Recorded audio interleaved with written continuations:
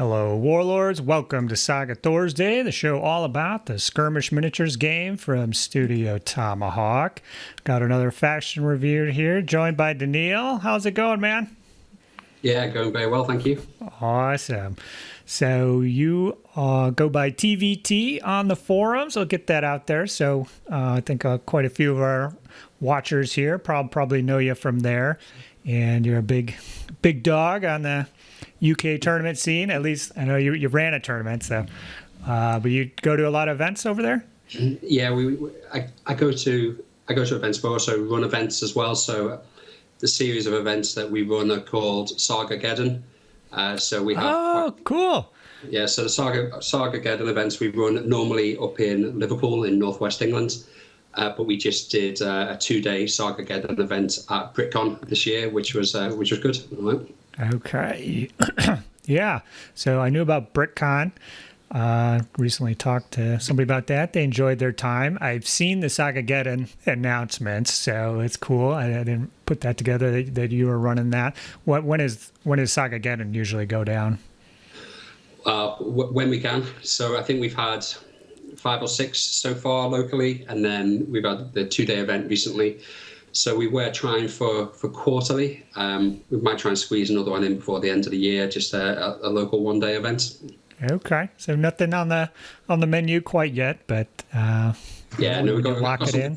Something penciled in maybe for October time. Mm-hmm. Just need to work out a weekend and work out the format to see what people want to play this time. Awesome. Well, that's cool. It's good to talk to an enthusiastic Saga player. Today, we're going to talk about the Byzantines, or I guess I've heard Byzantines, which is that a UK versus American thing? Or I don't know. I probably change the pronunciation every time I say them.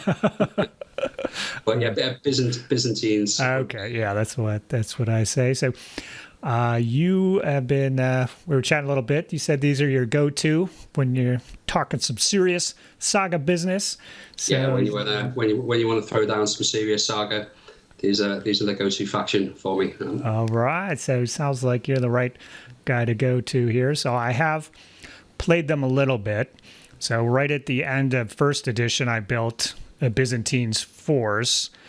But when second edition rolled out, it was kind of split into Last Romans and Byzantines. Now, the Last Roman force was very similar to the army composition of the old days of the first edition, and the Byzantines kind of moved towards more like a levy style build. And unfortunately, I just don't have enough models, and I haven't summoned the motivation yet to add the extra spearmen and archers and don't get me started on the crossbows. I'd have to do a whole fresh unit to get those guys in. So hopefully someday I'll get that going. I can make a wonky Byzantine build with my current models, but probably far from optimal. But I do have a couple games under my belt, and hopefully we'll have a good chat here today. Let's jump in like we usually do to the equipment options here, and I'll just say Warlord and Hearthguards are mounted on horses. No options there, and that's pretty sad. I don't know. I wish there was the Hearthguard on foot with the heavy weapons for your Varangian Guard. I think if you could do that, I could make a really good Byzantine army with my existing models. It is a shame that the Varangian Guard got moved to legendary units. They should be the centre force of a Byzantine force. Really, I think it'd be a lot more fun to have them as an option there. But it is what it is. Warriors are mounted on horses and equipped with composite bows. So that's it. That's your option. That's your options. Not a lot of options until we get to the levies. Yeah. Okay, so for the levies, cream of the crop here. We got levy crossbows, love it. Levy bows, standard, very good. Levies with no equipment. Whenever you see those, you gotta smile to yourself. You got something good going on. And so the Byzantine board, I think, the way it's set up, you're kind of rewarded for taking blocks of levies. Is that how you roll? Yeah. I've got two builds that I normally go to, but both of them are pretty levy heavy. Yeah, they really make the complement the board, and without them, you wouldn't be playing Byzantines, not effectively anyway. Mm-hmm. So what of your two builds, I guess, what would you say is more like a standard one for you, or if you're a new player, so, which of your two would you recommend? Well, the two lists I go on depend on whether we're allowed mercenaries in the event or not.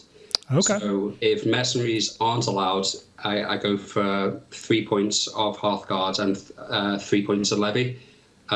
Sometimes 2 points of levy and a point of warriors, but that would be my no mercenary build. The mercenary build, it's 1.5 points of Hearthguard, a point of mercenaries, and then the rest is levy. Okay. For which mercs are you thinking there? Always Technicals.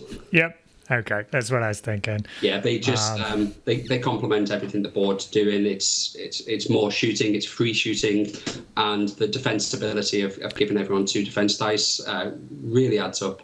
Yeah, so they really put the warrior composite bow warriors to shame. I think they kind of just do everything they can do, just a little better. Yeah. That's cool. So for the Hearthguards, if you're running 3 points, I'm guessing 2 units of 6 or 3 of 4? Yeah, 2 units of 6. One of the big Byzantines is a very defensive and very shooting army, but where it struggles with is attack dice in melee. It just doesn't generate them. It's very hard to generate a lot of them. So units of 6 Hearthguards is just a lot of dice. It's the weight of dice that you need to swing that combat, combined with your defensive abilities. Yeah, so I think definitely with the various defensive options you have on the board, you can kind of feel safer running Hearthguard maybe than other factions. You can really protect them pretty well. Yep. For the levy, then, you got crossbows, bows, no equipment. What do you like to do for that mix? So it's always a splattering of all 3, but crossbows I take 1 unit. I've started taking units of 9 crossbows, and then depending on the matchup, with the other 3 units would either be like 2 units of spears and a unit of bow, or 2 units of bow and a unit of spear. So I'm always near splitting my levy up into 4 units with. Yeah, depends how many shooting units I want, but I only ever take the one crossbow. Okay, that's interesting. So with the crossbow versus the bow, if you're just going to shoot once, you take the crossbows. But so you're saying you prefer the bows? So that's because of multiple shooting activations, or is I prefer in tandem. They're great. Yeah, like I wouldn't take bows. I wouldn't not take crossbows instead of bows. Okay. But yes, I'll take bows and crossbows always. But bows are better just because of multiple shots, and you can just, if you need to, just keep multiple activated and just throw that weight of fire down on someone. Yes, I agree. A lot of times your opponent will have one good shooting defensive ability. So if you got those crossbows, you can only shoot once. Generally, without shenanigans, they'll just pop that ability, cancel it. So with the bows, at least, shoot once, they cancel it, then you shoot the second time, get a couple hits through. So, yeah, I agree. A little bit of everything seems to work pretty good. Recently, I've been taking, it's the 2.5 points of levy, and it's 4 units of 9. So it'll be 9 crossbow, 9 bows, maybe 2 units of 9 spearmen, or the other way around, 2 units of 9 bowmen and a unit of 9 spearmen. But the spearmen are so good that I tend to go for 2 units of them. Mm-hmm. Yeah, that sounds good. That's how I was running my Great Kingdoms Age of Magic levy, units of 9 there, and just enough bodies that it works out pretty good. So let's jump over to the battle board, and we do have some fun stuff up top here with Domesticos. Yeah, so this is really what makes them a unique faction. Yeah, so I've got the ability, displaying here on the screen, but why don't you kind of tell us in layman's language what's going on here with this ability. So basically, it lets you store up Saga dice for the following turn, but they get to come out at any face you want, which normally comes out as a rare. Yeah. So after you've rolled your Saga dice, before you place any on the board, you immediately have to take up to 3 of them and put them on Domesticos to take off at a later turn, or you have to take the ones that are there off, and then you get to put them on any face you like and put them onto your board. Mm-hmm. So it's a really good way of future planning for the next turn, and also triggering all the abilities that we're going to look at in a moment on the board, which get big bonuses for being rares. Yes. So, for example, turn 1, you roll your Saga dice. You got 3 commons here. You pop them here. Well, yeah. I mean, if you're limited to 3 dice on turn 1, yeah, they just go. They just go there. Yeah. And then turn 2. Turn 2, you take them out and start loading up the board on depending what the situation is in front of you. So turn 2, you do have 3 dice sitting there, so you are kind of capped at 5 for your roll. But these 3 dice, when you pull them off, are basically 3 rares, and a lot of the abilities, like you said, are significantly better with the rares, and so it kind of creates a pattern or a rhythm where maybe there's a loading up turn and then kind of an unleashing turn. I think is their goal, and I think it's kind of like the impetus ability with Romans in invasions, where they want you to. They don't want the Romans to, go full force every turn. They kind of have a attack turn and then like a reset turn. And I think this is kind of another way of, kind of approaching, they want to kind of create that kind of flow with the Roman, they think it's a Roman way of fighting, which maybe it is. So is that kind of how it works? You got to... turns 1, 3, and 5, not so bad. I mean, at some point, you can't afford to necessarily store them anymore, right? You gotta use them or not. Yeah, well, I think you can leave them up there for a turn if you wanted. You don't have to take them out if you weren't going to use them. Well, you can take them out. You can put them on the board and leave them there for a future turn. So when you get later on in the game, when you've started losing your units and losing your Saga dice, you can spend a turn or 2 loading up Domesticos and then onto your board. So your final turn of the game, you can still have a full board. That's cool. Yeah, those late turn and then games. There's other ways as well. There's one other order way of getting dice up on there as well, so you can kind of cheat a turn. So you can have turn 4 or if it goes to turn 6, having those extra dice up in Domesticos. Mm-hmm. So. Very cool ability. Comes at a cost, though, because it's taking up the space for activation pool. So, unfortunately, is there we'll go through these one by one. Is there an ability that works like activation pool, just somewhere on the board, or that you can get more Saga dice? Yeah, it works as an activation pool for the following turn. Okay, cool. So there's extra dice up there. Some way to get a few extra dice, but it won't be until the following turn. So. They're not going to be having the crazy rare cascade like you're not going to go to the final turn and just roll 6.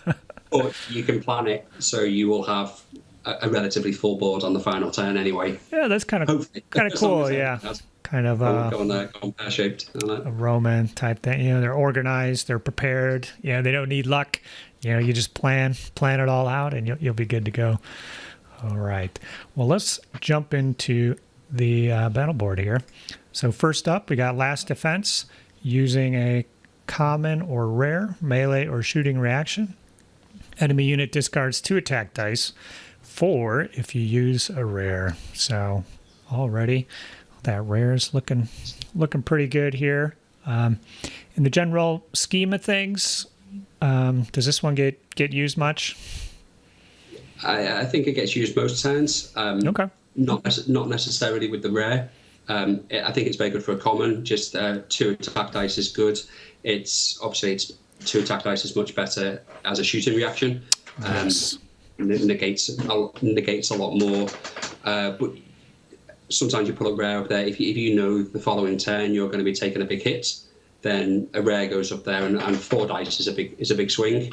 But there are other places you probably put a rare first, so it's a bit situational for that rare. But for a common, I think it's very good for a common. Mm-hmm.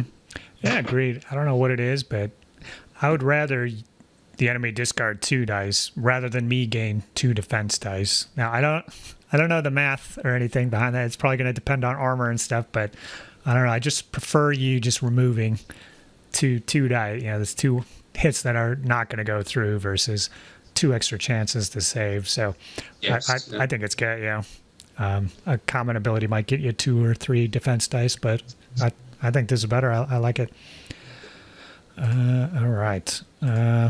Popping down to good one here. You can use any old dice you want for a Strategicon. Activation reaction. Trigger after enemy movement or shooting activation has been resolved.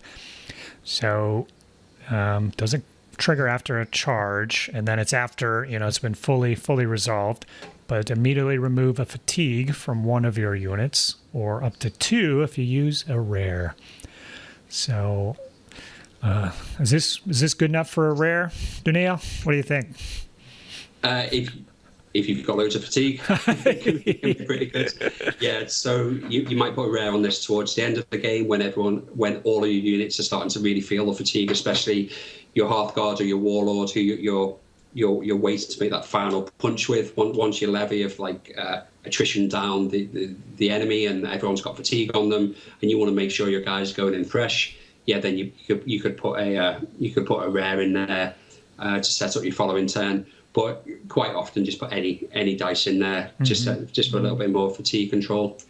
Yeah, good ability. Always nice to have a little extra fatigue management locked in somewhere, and yeah, kind of another pip towards the bow levy. You know, if you activate them a few times, you got a nice little way to get them fresh on the enemy turn. Yeah, especially like if you've been really overloading them with weird bays and multiple activations, then yeah, you can make them fresh again relatively easy. Mm-hmm. And then just kind of another pip, I think, towards using the Hearthguard.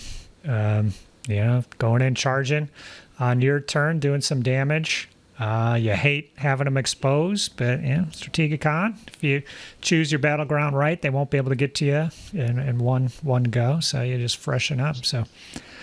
Yeah, nice little... Yeah, you normally it's not really a downside for the enemy movements and shooting activation has to resolve, because as you say, they normally have to move first before they do something. Mm-hmm. So it's not, that's not much of a restriction, I don't think. Absolutely.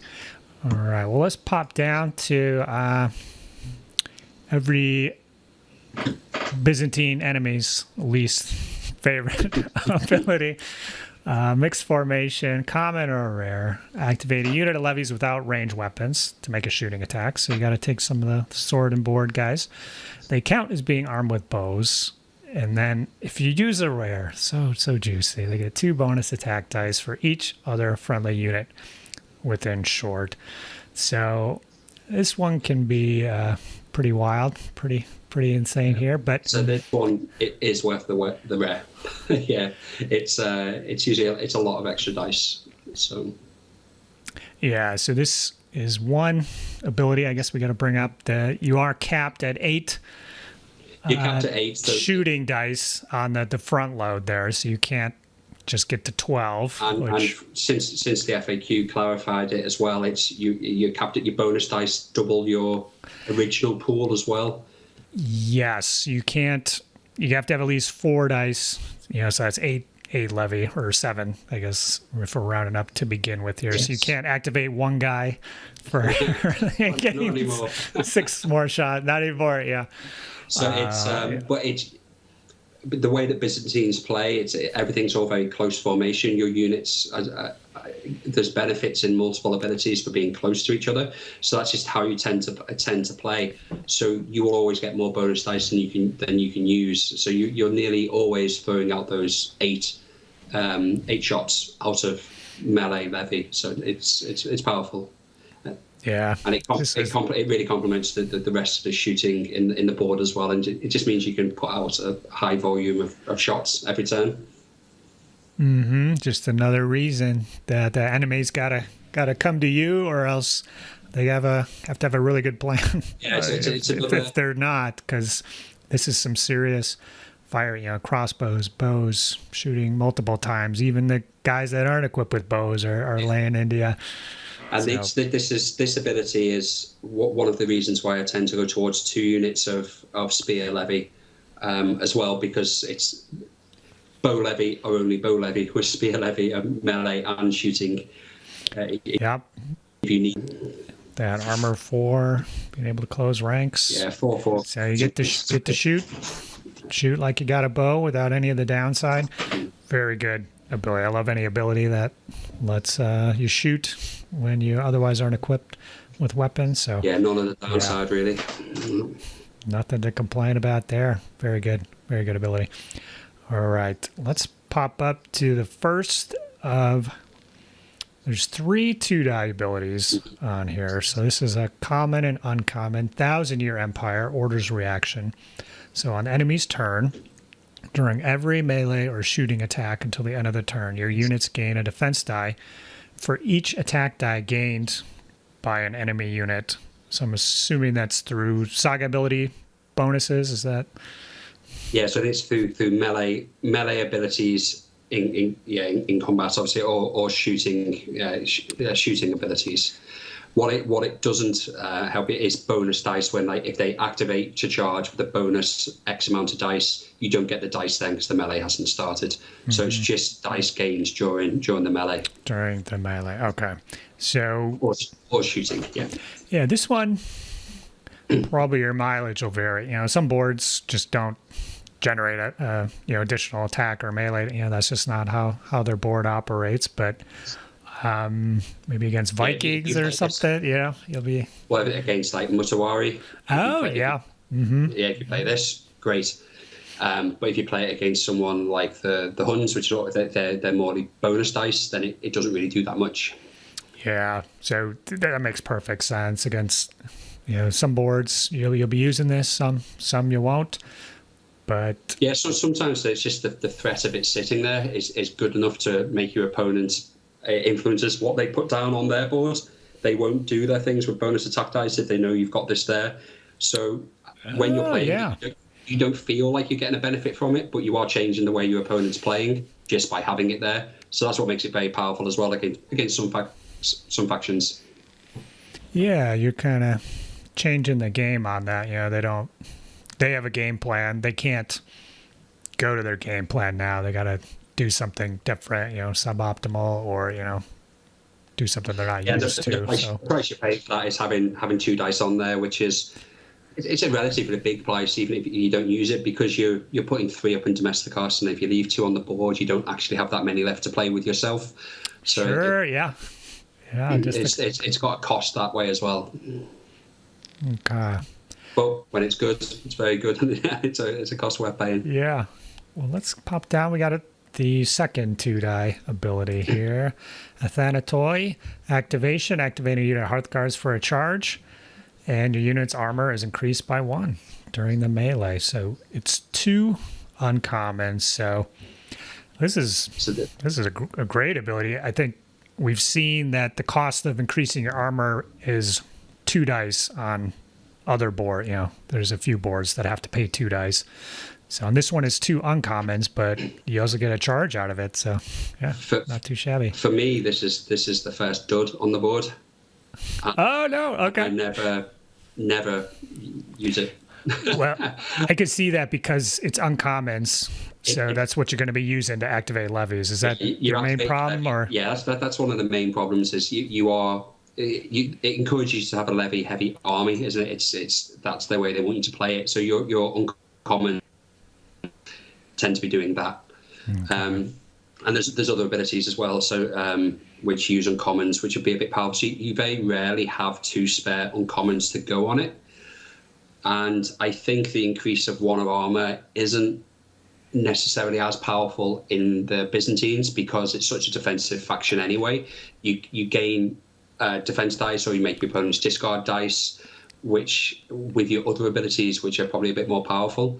So I just see it as an expensive charge activation, really. Okay. Well, yeah, I think that makes sense. but it is fairly costed. Maybe a different board could get more mileage out of it than, If it was common and an uncommon, then Yeah. maybe you'd be, or maybe it had an option for even if a rare, just a mix of dice. It's the double uncommon is quite. It rarely comes up that you've got two spare.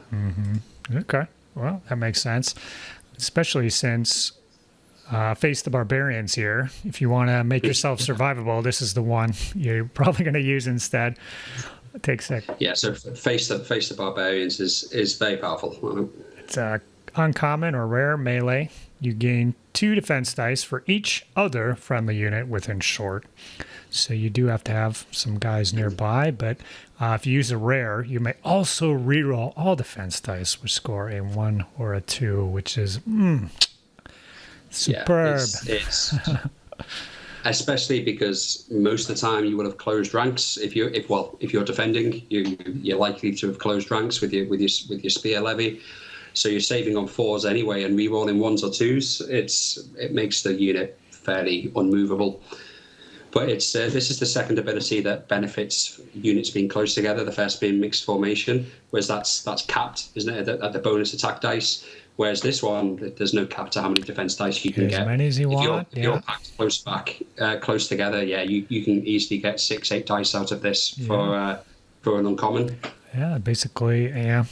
And if you're using Turcopoles, that's the third reason to bunch your guys up. So, this is that's another one that makes it so powerful is the fact there's no limiting on it being they have to be on foot or they have to be mounted or anything. It's just they just have to be in melee. Melee, use it for attack or defense. Yes, yeah, it's not defenders only or anything. It's really flexible. Yeah, great ability. Great for keeping Hearthguard alive, I'm sure. Just makes makes your opponent want to cry every time they charge him because you're not doing nothing. Yeah. Yeah, they charge a unit of archers, and suddenly the unit of archers have got 8 extra defense dice. Rerolling 1s and 2s, yeah. So yeah, it's very powerful. So this is another one that it's the rare. It's very good with the uncommon anyway, just from the amount of defense dice you get. But it's so much more powerful with that rare that you're likely to take a rare out and put it on here if you know you're going to be soaking a big attack next turn. Absolutely. Good ability. Moving on to another solid defensive ability here. This one has a little more restrictions on it.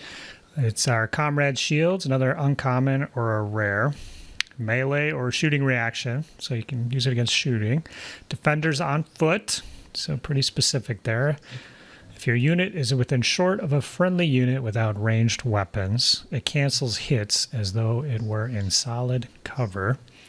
And if you use a rare, each of your defense dice get a +1 bonus. All right, so without ranged weapons. So this is you are going to be activating it on your archers.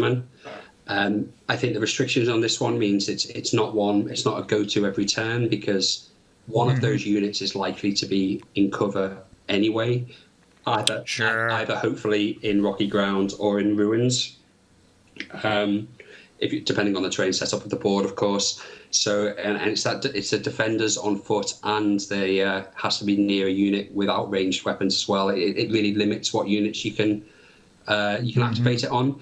But it is very good if you've not been able to get your archers in cover and they're sitting out in the open, then suddenly they're in solid cover, which is very good. When it does become relevant, is you put a rare on it as well, because that +1 bonus to your defense dice is very powerful. I just find this one to be quite situational, so this definitely won't come up every game.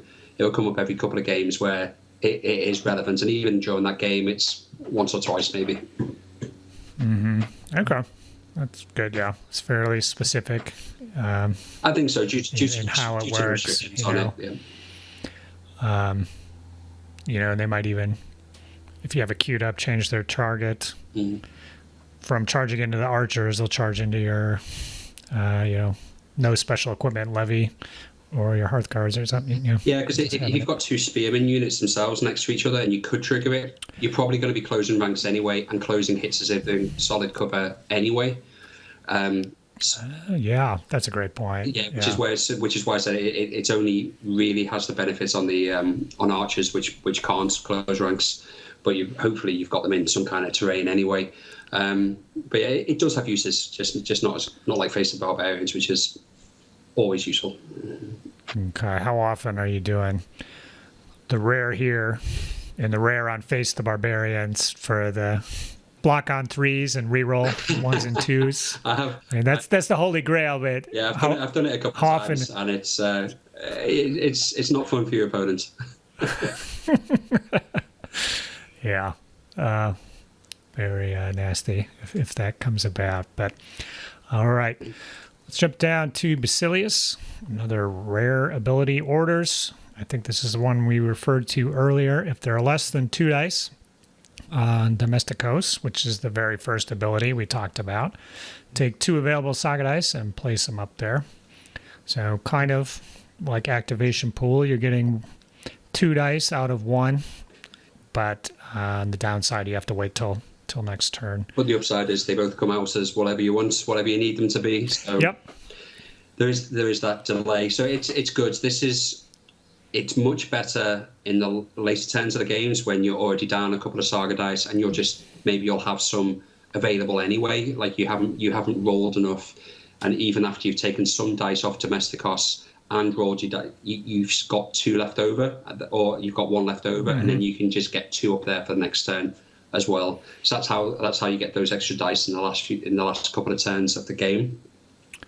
That sounds good. Yeah. So you're sorry. Go. I mean you're pulling 3 rares off there, so you could basically every time you pull them use Basilius and just load it back up. Every time if you were so inclined. So there is a tactic you can do with the ability we're going to look at next, which you can just cycle these almost every turn, hopefully. But it's a very different play style. This is something that I might do if the 3 points of Hearthguard build, and I've got 2 units of Hearthguard, and I'm going to be quite aggressive. But I'll explain it more when we look at the ability below. All right, yeah, let's pop down Constantinople, 2 rares. But unlike many 2 rare abilities, this one you can guarantee that you can get it for the most part. Orders reaction. Until the end of the turn, you gain 2 bonus attack and 2 bonus defense dice during each melee. So that's awesome. More melees, more gooder. Yeah, so I think it's a people they look at it and go, oh, it's quite an expensive ability with 2 rares, but because of the way the board works, it's just 2 dice. It doesn't them being rare doesn't really matter because you manipulate it. But what you can do with Basilius above, you can like on turn 1 you can put 3 dice up onto Domesticos. Turn 2 you take them out as rares. You put Basilius, and Constantinople. You can activate Constantinople and then activate Basilius and put 2 rares back on top. And then the next turn, you've still got those dice to come out as rares again, onto Constantinople again. Do it again, yeah. If you roll another rare, then you can just do it again. And you can just, every turn, you can be really aggressive with your Hearthguard and your Warlord, just attacking. So I think, I'm not sure on the maths on this, but for what you'd normally get for a 2 dice ability, but you're getting 2 attack dice and 2 defense dice each combat. So by the time you're on your 3rd combat for the turn, you've got you're on like 6 attack dice, 6 defense dice, so 12 dice for 2 Saga dice. It gets really powerful, and then you can do more. You're not limited to how many attacks. Yeah, and I mean it sounds good to me. I think we've gone through almost every ability. There's one more, but it doesn't give you attack dice. This is the only ability on the board. One, Rodge, just on Constantinople is how I normally play it. It's because it's an orders reaction as well. So it's the defensive ability of it. So you trigger it in your opponent's turn. If you know they're going to do multiple attacks across the line, you trigger that, and you're just getting bonus attack dice and defense dice as well, which is more how I think Byzantines use it traditionally, just because it's quite a defensive board. It does have that opportunity with Basilius to get offensive with it as well. Yeah, if you're closing ranks, if you've got comrades' shields queued up, You know, those defense dice go further. I think it's a good way getting some extra utility out of those levy units, Yes. kind of getting them up to kind of normal kind of attack power, going from 5 to 7. It's pretty close to, just a typical warrior unit. So Well, a warrior unit with 50% more wounds. Yeah. yeah, and you got 2 defense dice And too. you get defense dice as well. So yeah, it turns them into really strong units. Yeah, and I would have no qualms about just multiple, activating that same levy unit 2-3 times, just keep shoving them in. Yeah, I don't care about the fatigues. So love it. Great ability. And to round it out, we've got Acolythus. What am I going to say? Acolythus. A couple different ways. I'm not going to attempt to pronounce it. No comment there. Activation ability: activate up to 2 units of levies within short of each other for an uncommon. Yeah, every So turn. 2 for 1. Yeah.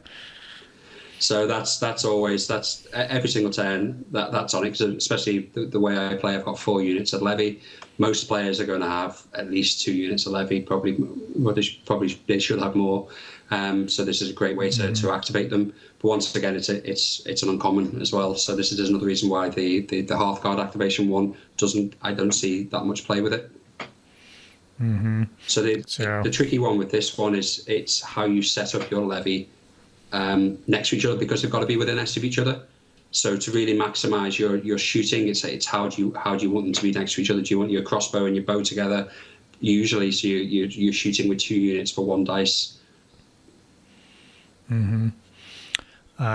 So when you're setting up your battle line, are units behind each other, or are they just kind of next to each other when you're setting this all? I mean, there's a lot of variables here, but yeah, there's lots of variables. Normally, like if it was my normal battle plan would be to have the levy in front in a line, and then behind them warlord, because extra weir bait, so extra activations, and then the half guard and the Tercapoles are sitting around the back as well. Tercapoles because they're so maneuverable anyway, but the half guard are there for the late game. They don't want to be going out in front until other people are fatigued, and yeah, they're getting covered by the levy. And plus, them being there just adds to the abilities as well. It adds to Comrades, Face the Barbarians. It adds to mixed formation. So yeah, they sit behind, getting protected, but still offering dice to the levy in front. Mm-hmm. Yeah, it's very, very cool how it all worked, because it kind of encourages those 2 different lines. Kind of like you'd imagine a Roman force would have multiple lines, not just everybody all up front, and then with Domesticos, there's kind of an ebb and flow to it. And I guess so the last 5 abilities we've gone through are just rares or uncommon. So I guess I can see why Athanatoi, despite looking pretty good, just doesn't quite make the cut. No, and it's why with Last Defense and Strategicon, it's normally an uncommon that goes on there, because your rares and your commons are going on these later abilities. Mm-hmm. Yeah. So I guess managing that Domesticos is key, because if you cannot give yourself these rares or uncommons, you really have 4 or 5 abilities you're really working. The left side of the board with the commons. And, there's some good stuff there, but you want the stuff on the right side of the board. Yeah, you've got to use Domesticos, and you've got to think the turn ahead. And it is very, there's so many variables. It depends what you're playing against. It depends what mission. But I think that's why I enjoy playing them so much, because you put the dice up there and then you get to pull them out. And I don't always pull them out as rares. There's quite often I'll put them as uncommons, because the board is so uncommon that you will want to, if you haven't rolled an uncommon, you do put it on the 2 activations of levy within S of each other, or you put it on activations of other units as well, not necessarily rares. Mm-hmm. That's cool. So what's the game plan for feasting and pillaging? How do you go about that one, or any kind of objective type scenarios? Because your hitters are mounted, so once they get it, that can be a problem. And then sometimes the levies don't have enough punch or drive to, kind of secure the objective. So what if it is, well, so it depends if you get there first or not, but the levy do pack a lot of punch, I think, and I think you shoot so much as well that if the opponent comes up and takes that objective, they're going to get shot a lot before they can get away with that objective. But your spearmen levy, they're just as good as warriors. I think I prefer them to warriors. I know they've only got half the aggression, but if you look at like a point of levy with no equipment options versus a point of warriors, you're getting almost the same amount of attack dice for significantly more wounds. So they're a lot more durable, especially with the defensive abilities on this board. So I don't think you have to be afraid of going forward and getting these objectives or going into fighting with other units of warriors as well. Outnumbering opponents is really important as well. So for forcing the withdrawal as well, because you're likely to have more models as well. So yeah, moving up onto the objectives, getting it, and then just sitting there with your defensive abilities and shooting while your opponent can't sit back either. That sounds good. That's a great point. If you can just get out there, overactivate one or two of them, just grab it, and once you have them, you've got so many defensive abilities. Yeah, it's gonna be very tough to get those back. And with strategic eye, you just shed that fatigue. Yeah, and the same that spent. It's with the activate 2 units of levy as well for 1 dice. That's 2 rests. That's two more fatigue on, 2 off stratagem, 1 off your warlord doing a weird base. You can easily shed 5 fatigue. So turn 1 you can double activate loads of things, and then the next turn you're fresh again, but you're 12 inches further up the board. Awesome. That sounds good. So this is I think I would definitely rate it.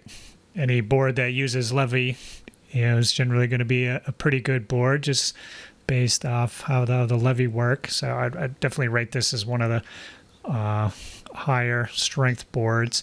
I guess when you do lose, what's gone wrong? What's happened? Is there something? Or if you have somebody playing against the Byzantines, how do you kind of work at it and take them down? Strip the Saga dice off them. Okay. As best you can. Focus on, because a unit of levy, you've only got to get them down to less than 6, right? And especially if I'm starting with 9, you don't have to kill that many. It's still quite hard to kill them, but you don't have to kill that many to start taking the Saga dice off. But the best way to deal against Byzantines is multiple small attacks. They are excellent against blocking that one big attack. If you go one big attack, then I'm re-rolling 1s or 2s with a +4 man. You're not going to do that. You're not going to hurt the unit, and you're probably going to lose the combat. But multiple small attacks destroys them. Yeah, they don't have enough dice, and they don't have any. There's no ability for like Constantinople. It's only melee. So if it was, you can just shoot them with multiple small shooting attacks. So that's why they struggle so much against the Huns with the composite bows, because it's so many attacks that you'll just whittle them down quite quickly. So that's the best way to deal with them. You're right, objectives as well, like play the objective game heavy against them. They have to be close together for all their abilities. Yeah, so you got to spread out typically. Yeah, if you've got to spread out. So you just might have to leave one objective to maintain your cohesion on the other 2, maybe, or So yeah, that's a really good point. Yeah, and the big foil to the army is conquest points. If you play any mission with conquest points, half your army's levy. They only score half the points anyway. Half point, okay, yeah. So that's it is a consideration when I'm looking at taking these to a tournament. If there's more than one mission with conquest points, I'm probably going to look at a different army. Just because it's really hard to play in those games. But that's it. Yeah, play the objectives, spread them out, and multiple small attacks is the way to beat them. Oh, okay, good. So if you're playing as the Byzantines, you gotta what you gotta stop if you're gonna come out on top. So you mentioned the Huns. Are there any other kind of foils for this board where if you're matched up, you got to do a little exhale or anything like that? It's anything with multiple shooting. So you'll still have good games like the Welsh, because it's multiple fast-moving javelins, so there's lots of small attacks.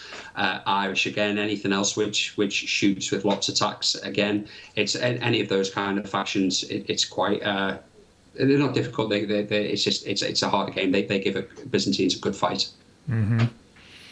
All right, cool. So you mentioned the Turcopoles, kind of a natural merc choice. Yeah, Turcopoles fit in should just be a unit under the Byzantines. Yeah, it used to be you could take step tribes just like as a first edition unit. You could just mix them in there. Turcopoles kind of fill in that same role. Have you messed with any other merc units? So the only other ones that I think I'd consider is if you're going for a Hearthguard heavy build and you know you're going to be aggressive, would be the Lifeguard. Just to give you, give your warlord not even necessarily the extra protection, because you get so much protection anyway, but it's just those extra dice, which it's really hard to get attack dice with it. The only way to get extra attack dice is Constantinople or the combat bonus. So Lifeguard gives them all those extra attacks dice anyway, and more defensive if you need to. Yeah, it's a big hitting unit. Looking here, so Constantinople and 1,000-year Empire, Strategicon. There are a few abilities here that kind of combo with mercenaries. The way that they can't trigger, but they can benefit from these abilities. So we dive over here.